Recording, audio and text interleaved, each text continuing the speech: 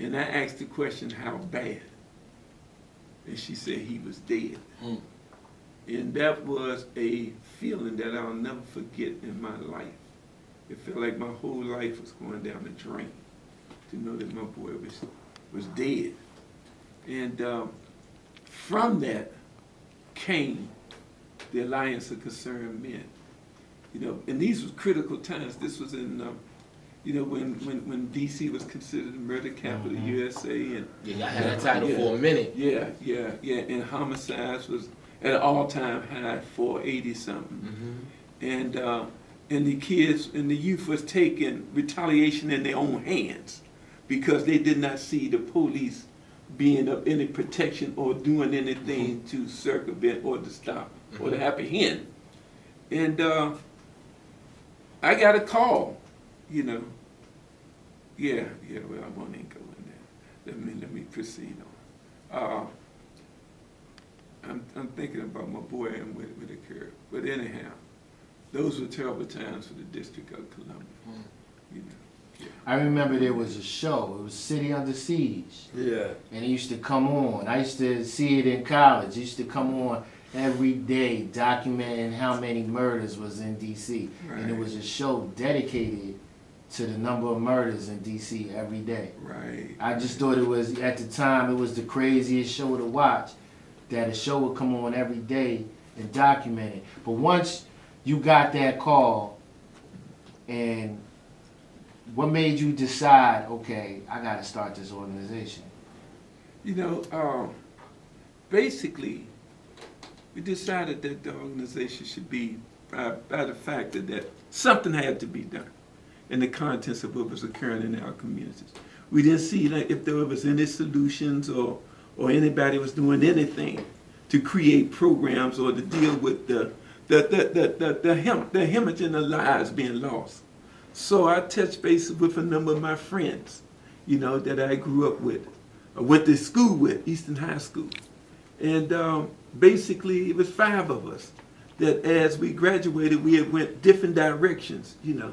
One was married, one went into the service, one went into addiction, you know, one went to jail, you know. But when we reached out, we all came back together. And we came back together to say, what could we do to help to circumvent the killing and whatnot was going on in our community? And God blessed us to be able to create a concept of simple simplicity, touching our youth where they were at, and basically giving them the support to walk along with them during their challenging times. And that was basically part of the equation that allowed for us to be able to negotiate 7 or 8 truths in the city, going into some of the most dangerous communities that was in existence, and primarily talking with the kids to show them that there was another lifestyle or something else that they can do, you know. What's the anatomy of brokering a truce? Well, how do you even start to do it? Because, you know, we hear cure violence and all of that, but how do you even begin to broker a truce? Well, as Roach said, one of the things we did, we produced a manual, a step-by-step manual on negotiating truce in our communities.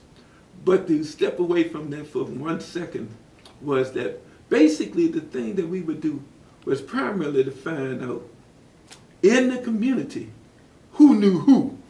Okay. And usually in every community there's a woman that knows exactly what's going on, a black woman that knows exactly what's going on. And usually that black woman can take you to the youth that's basically involved in the crime or involved in the lifestyles that's going on, the gang wars. And at that particular point, it becomes a matter of reaching them and talking with them and finding out exactly what's the purpose of it and what do they want to do from this point on. We don't dwell on what occurred yesterday in regards to who got killed or anything. Our whole platform is from this day forth, how can we help you to manifest your dreams and your ambitions. And this is usually the common denominator that allows for the conversation to begin and allow for, after we would put in place one side, then we would go to the other side and let them know that these kids was willing to negotiate and sit down. And this worked time and time and time again. Most recently, we're now in the beginning of negotiating something that's occurring over in Southeast DC, over in Woodland Terrace and 30th Street, where you've had some homicides occurring over there within the last 3 to 4 days. The depths of this is that on one side, a young lady was killed, and her family is very disturbed about that, that their daughter and their sister was killed. On the other side, a young man was killed, and the young man is basically a young brother that helped to do a lot of things in the communities. For Christmas, he brought kids toys, Thanksgiving dinner, sent money to the prisons to help the brothers out. So he has a lot of compassion has been demonstrated to his death, which means that the depths of both of these is deep. So in order for this to come together, you're going to have somebody on one side that will have the ability to take you to that particular person, and then the process begins. In this particular case, I happened to be over there Saturday and saw a young guy that we had worked with in one of the first areas that we had negotiated truth in. And I saw him. I said, "What's going on?" He said, "Nothing." He said, "Tyrone, I saw you on Facebook where we had took a picture where all the community workers came out in one community." And he said, "Man, I think I can help." He said, "I think I could bring both sides together." You know, he said, "But I wonder what's on the table." Meaning what's on the table in regards to jobs and opportunity. And that I'm gonna say this to Chris. Chris, you probably don't remember us having that conversation. What are we giving them for them to be able to stay? Remember us having that conversation about 2 or 3 years ago? We had to give up something in order to get something in return. I ain't got no jobs in my pocket though. But you understand what we're saying. Though. I understand.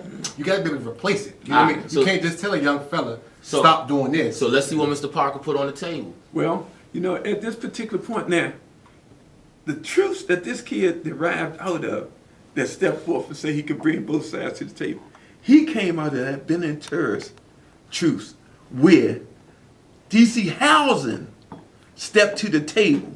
Once they saw that we had negotiated, they brought jobs to the table, real legitimate jobs, and infused them into the Department of Housing, where all of them began to work in cleaning up their own communities, graffiti, planting, painting, uplift of their own communities, where these kids took an interest in their community wholeheartedly.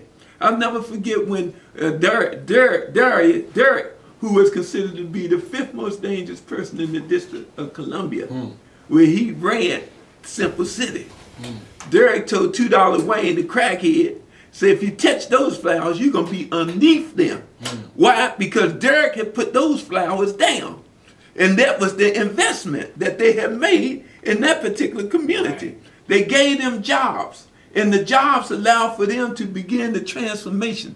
As recent as this past Sunday, Big Buffett, one of the young brothers from over there in Simple City, saw us on Facebook and sent an invitation for the Alliance to come to his house and meet his wife and have dinner. This was a young brother, some 15 to 20 years later. Beautiful house, beautiful family, had his dog there, and the food was extraordinarily good. So, shout out to him. See, but these are the things that we see time and time again. Derek, who was considered to be the most dangerous person over there that ran Simple City with an iron fist and told $2 Wayne he'll be underneath those flowers. Right now, today, Derek is in New Orleans running a program similar to what he saw up at Simple City, where he's working with the kids in New Orleans, doing repairs and everything else for housing. They brought him down from DC to do the same thing that he had learned there. This particular concept, the methodology, can be utilized everywhere.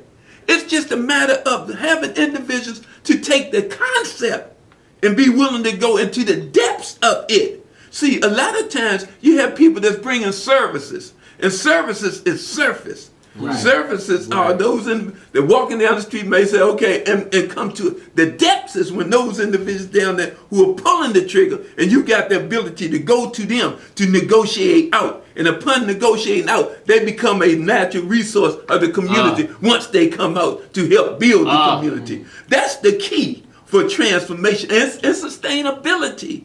But you've always got to be willing to go in the depths of it. Let me ask you this.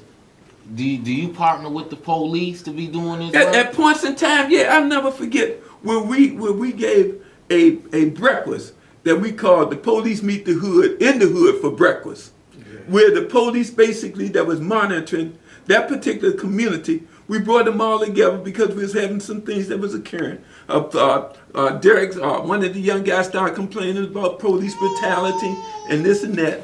And what he did, he reached out to the police. He reached out to us. And in turn, we reached out to the captain. And they brought brought the people that was in, and we had a breakfast in a church. And Rico, my main man, began to facilitate